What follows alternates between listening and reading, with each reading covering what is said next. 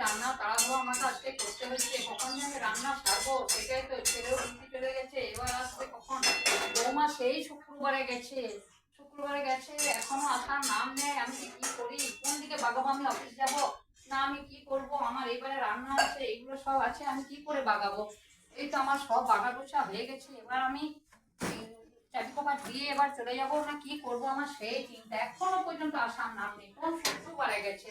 একটু ওদের দায়িত্ব বলে কিছু জিনিস নেই। হ্যাঁ, কখন যে আসবে বৌমা তার কোনো ঠিক নেই। মা এসে গেছে। এসে গেছো? বাবা বাবা, এত রোদ গরমে! তবে এত রোদ গরমে বসো বসো বসো, চলো ফ্যানটা চালিয়ে দিই। আরে এত রোদ গরমে ঘরে টেকা যাচ্ছে না। আর এই রোদে গরমে কেন বিকেলে আসতে পারতে? বিকেলে কি অসুবিধা হতো? নেই ওইদিকে। গাড়ি যোগাযোগ নেই। আচ্ছা দাঁড়াও, একটা শরবত করে দিই। কারণ আমার যতই তাড়াহুড়া হোক, এটা তো আমার মনে করো নিজের মেয়ে হলেও তো আমাকে এইভাবেই করতে হতো, বলো? যাই হোক, এসেছো খুব ভালো হয়েছে। আমি অফিস যাব, আমার খুব তাড়াহুড়ো আছে। আমি একটু এটা আপাতত চিনি নুন দিয়ে শরবতটা করে দিচ্ছে, হ্যাঁ? ফ্রিজের আর একটু জল দিয়ে দিই, ফ্রিজে আর একটু জল দিয়ে দিই। আমি একটু খাচ্ছি, তোমাকে একটু দিচ্ছি, তারপর আমি চলে যাচ্ছি। আমি এসে খাওয়া দাওয়া করবো, সব বাগিয়ে দিয়েছি আমি। ছেলেকে খাওয়াবে, যে এখানে ফ্যান চালিয়ে এখানে বসে থাকবে না। একটু শরবতটা খেয়ে নাও, খাই। রোদে গরমে একটু শরবতটা খাও। শরবত খেয়ে নাও, তারপরে আমি একটু খেয়ে নিচ্ছি। এই দেখো আমাকে আপনাকে দিয়ে পাঠাইছি আচার। এগুলো কি দিয়ে পাঠিয়েছে? আচার, বাবা এত সব দিয়ে পাঠিয়েছে!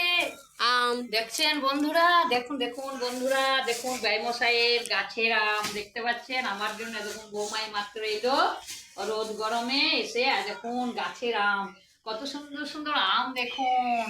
এই দেখুন, এগুলো মানে ব্যয়মশাইদের নিজেদেরই গাছ। হ্যাঁ, তো যাই হোক, এই গাছের আম দিয়ে পাঠিয়েছে আমার জন্য। দেখুন কত আচার দিয়ে পাঠিয়েছে, দেখতে পাচ্ছেন?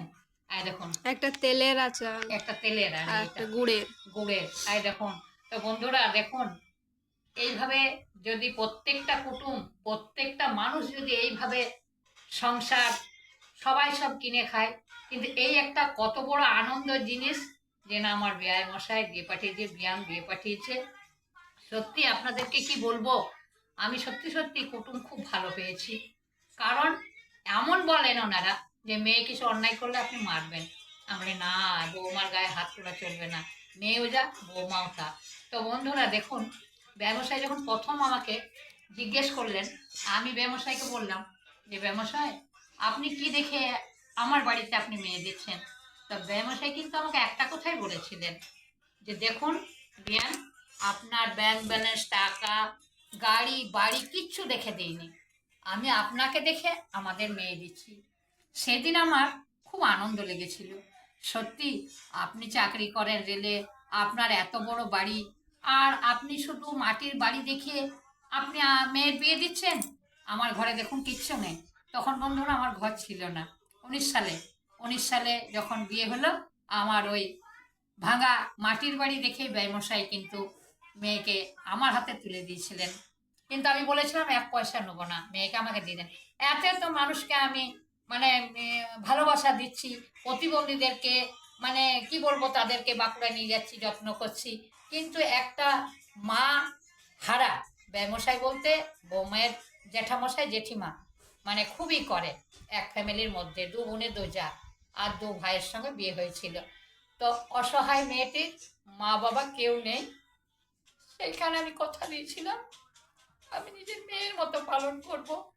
আপনাদের আশীর্বাদে যেন সারা জীবন আমি যেন মেয়েকে যেমন ভাবি সেরকম যেন আমি বউদেরকেও করতে পারি। এইটুকু আপনাদের কাছে আমার আশা রইল, শেষ জীবন পর্যন্ত যেন আমি মেয়ের মতো পালন করতে পারি। যাই হোক, নমস্কার বন্ধুরা, আমি একটু বাইরে যাবো, আমার টাইম হয়ে গেছে, আমার একটা অনলাইনে কাজ আছে। তা আমি একটু আসছি, তোমরা খেয়ে নেবে, হ্যাঁ? ছেলেকে খাওয়াবে, ওগুলো ঢাকা ঢুকি দেবে, আর এগুলো রেখে দাও। আমি এখন আসছি, এসে খাওয়া দাওয়া করবো, অনলাইনের কিছু কাজ আছে, তারপর আমি আসবো, হ্যাঁ? আচ্ছা, আমার গাড়িটা একটু বের করে দিতে হবে। আমি তো গাড়িটা বের করতে পারবো না, একটু গাড়িটা বের করে দাও। ঠিক আছে বন্ধুরা, রাখুন। আবার ঠিক 9টার সময় লাইভে বসবো। আপনারা রেডি থাকবেন আমাকে দেখার জন্য, এবং আপনাদেরকে দেখার জন্য আমিও তৈরি থাকবো এত কাজের মাধ্যমে।